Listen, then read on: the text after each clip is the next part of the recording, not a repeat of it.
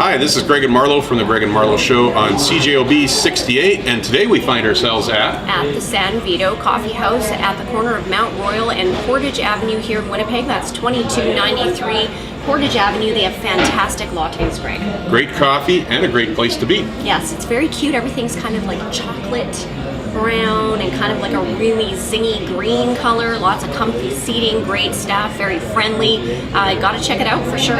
Especially if you like fair trade coffee. Yes. They got that here. They it's do. Good. Well, coming up this Sunday night, February 28th, it's show number 501 for Greg and Marlo. Yes, and in hour one, we're actually hitting the streets of Winnipeg.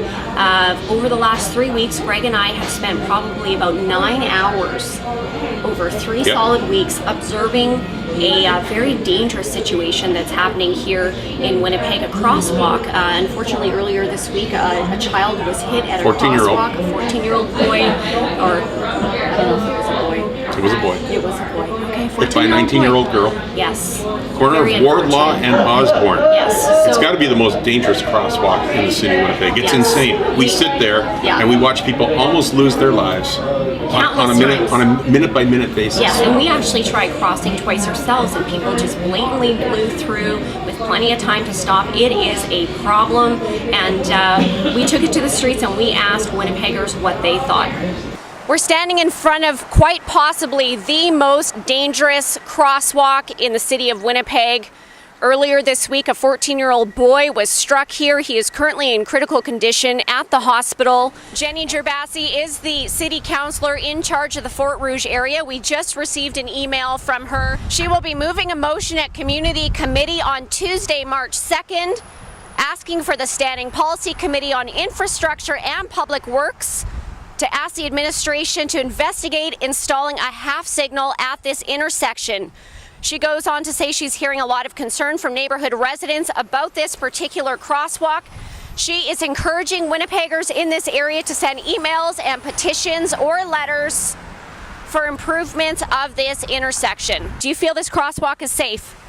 Sometimes, but not all the time. People don't seem to notice that there's people crossing, So do you find that you press the button and they're not stopping, or? Yeah, for the most part, you hit the button and they just don't really stop for you, so. Well, we noticed right there, just as we were filming, that someone just about hit you there. We've witnessed that a number of times over the last few weeks. So who do you think is responsible for fixing this problem? I think it's just the drivers got to pay more attention, in my opinion. Earlier this week, a 14-year-old boy was hit here, and we found that this crosswalk has been a problem. Who would be responsible for fixing that issue? Probably the city. It's a motorist concern. I mean, the motorist is at fault, especially at a crosswalk. I guess education would be the answer. I think this crosswalk is a lot more dangerous at night. The drivers drive a little bit too fast and they don't pay attention to the pedestrians. Hour two, we're talking racial intolerance, religious intolerance, and we're taking the story out of Nova Scotia this week about a mixed-race couple, black and white, who found a burning cross on their front lawn. We're not talking Mississippi or Alabama, two fine states, by the way. We're talking Nova Scotia, Canada. It happens here in Canada, too. Why does it happen? Who does it? What's the point? And what can we do to keep that from happening? That's hour two. Plus, in hour one, let's not forget the wild card. We're opening up the show with the wild card. And most importantly, coming up on our show on Sunday night, we're doing a book giveaway again. It's a great book by Kathleen May. We have a signed copy of The Generosity Plan.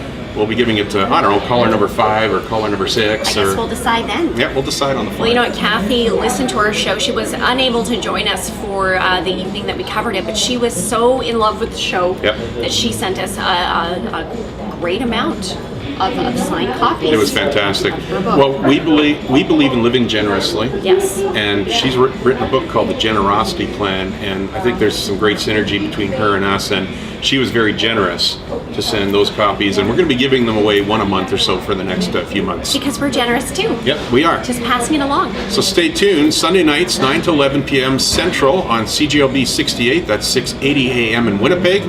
Or you can find us streamed live, CJOB.com. You can hear the show that way too, across Canada, the United States, around the world for that matter. You can. 780-6868 is our number to call in, 1-800-665-2202. Oh, and they can also follow us on Twitter. It's twitter.com/Greg and Marlo. I tweet live in studio. Yes, you do. it. people tweet back. They do. They tweet in their opinions, and it's great stuff. We read some of them on the air. It's lots of fun. Sunday night, February 28th, 9 to 11 p.m. Central. See you then. See ya.